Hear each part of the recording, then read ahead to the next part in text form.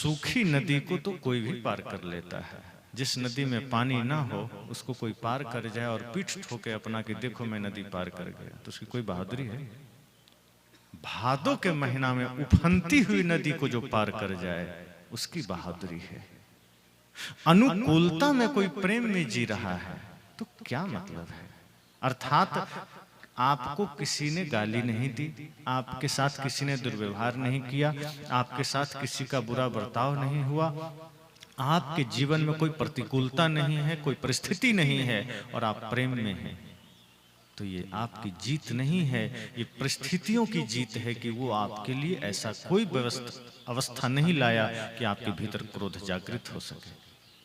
ऐसे समय में जहां किसी ने आपको गाली दे दी हो, जहां किसी ने आप पर गुस्सा कर दिया हो, जहां परिस्थितियां प्रतिकूल हो गई हो और तब भी चेहरे पर मुस्कुराहट बनी रहे, तब समझना अब सत्संग हो गया है।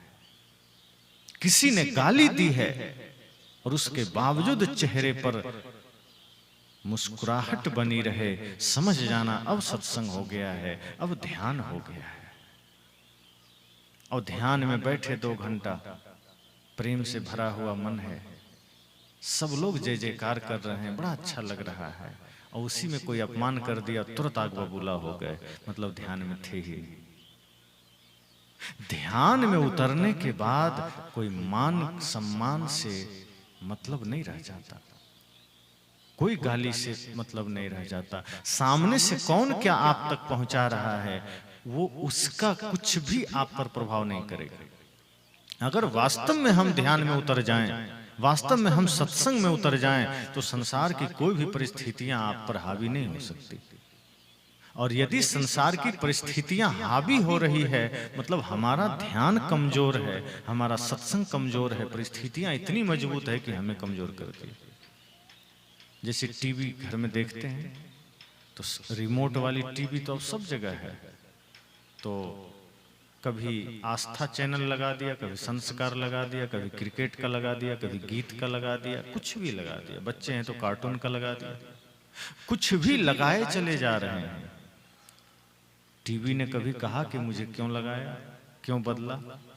आप जितनी बार बदलिए वो चुपचाप है, आपके हाथ में, आप मालिक हैं, रिमोट आपके हाथ में है, आप जो बटन दबाइए टीवी में वो प्ले हो जाता है, वही चलने लगता है।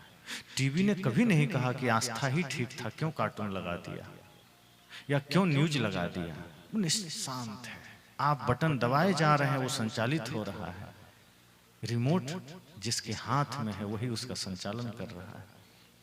आज हमने भी तो अपने जीवन का रिमोट किसी और को दे दिया है। सामने वाला जब बटन दबाया हम क्रोध में बिलबिलाने लगते हैं, सामने वाला बटन दबाया हम गुस्से से लाल पीले होने लगते हैं, गाली गलौज करने लग जाते हैं, उद्वेगित होने लग जाते हैं, झूठ पर झूठ बोलने लग जाते हैं। बटन दबाने की देर है। मतलब यह है कि हमारे जीवन रूपी टीवी का रिमोट कोई और रखा है, वो संचालित कर रहा है। वो जब चाहा गुस्सा दिलाता, वो जब चाहा आपको क्रोध की अवस्था में ले आया, गाली की अवस्था में ले आया, अहंकार की अवस्था में ले आया, झूठ की अवस्था में ले आया। मतलब स्वयं का स्वयं पर नियंत्रण नहीं है, तो ध्यान किस काम का, सत्संग किस काम का? ध्यान और सत्संग का मतलब है कि अपना नियंत्रण खुद पर हो जाए। बुद्ध चले जाते हैं, कोई गाली देता है तो भी चेहरे पर मुस्कुराहट है, कोई सम्मान करता है तो भी सहज भाव है। ऐसे महापुरुषों को हमें सिर्फ पढ़ना नहीं है, उन्हें जीना भी है। मैंने पहले ही कहा कि जीने की बात सदगुरु करते हैं। पास रहने से कुछ नहीं होगा, सत्संग में बैठने से कुछ नहीं होगा, शास्त्रों को पढ़ने से कुछ नहीं होगा। शास्त्रों को पढ़ना, सत्संग सुनना, ध्यान करना, इतना भर से कुछ नहीं होगा। ध्यान में होना पड़ेगा, ध्यान को जीना पड़ेगा। इसलिए साहब 1 घंटे के पक्ष में नहीं है कि 1 घंटा ध्यान हो गया, काम बन गया। वे कहते हैं उठत बैठत कबो न छूटी, ऐसी तारी लागी। और वे तो कठोर ध्यान के पक्ष में भी नहीं है, वो तो कहते हैं सहज ध्यान रहो, सहज ध्यान रहो, गुरु के वचन समाई हो। वो कहते हैं ध्यान तो सहज होना चाहिए।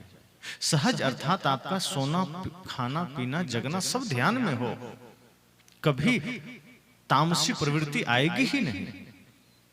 सदैव सतोगुण में आप जिएंगे अगर ध्यान सदैव रहेगा। और जब सदैव सतोगुण का वास होगा भीतर, तो ना गुस्सा में आ पाएंगे, ना आलोचना के शिकार होंगे, ना क्रोध के शिकार होंगे, ना झूठ के शिकार होंगे। वो सारे विकार आपसे दूर रहेंगे, सतोगुण का प्रभाव बना रहेगा।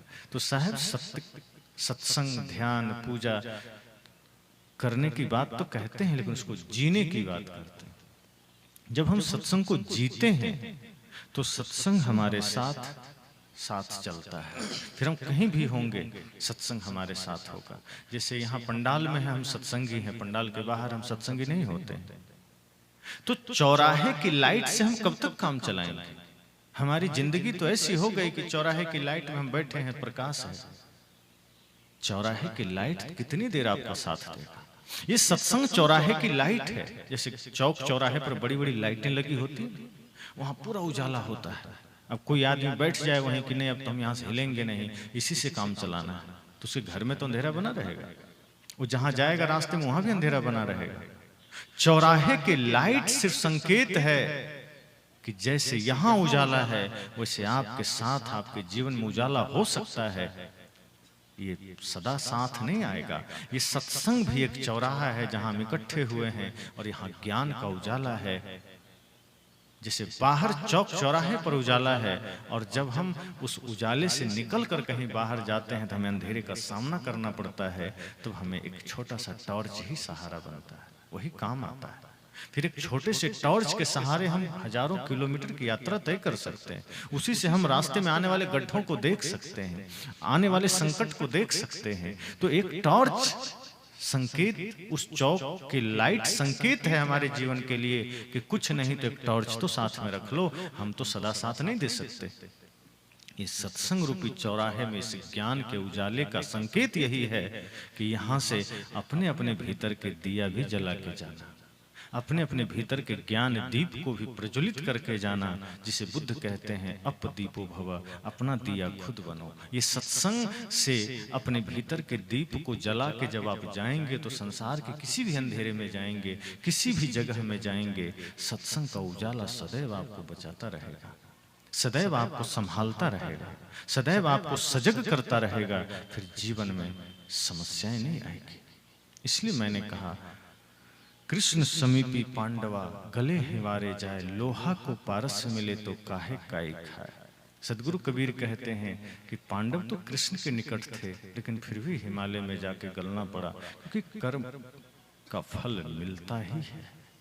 किसी के निकट रहने से कुछ नहीं होगा, सत्संग में बैठने से कुछ नहीं होगा, ध्यान के लिए आंखें बंद करने से कुछ नहीं होगा। ध्यान का मतलब आंखें बंद करना नहीं है, ध्यान का मतलब है मन का रुक जाना, आंख खुली रहे और मन ठहर जाए, वो ध्यान है।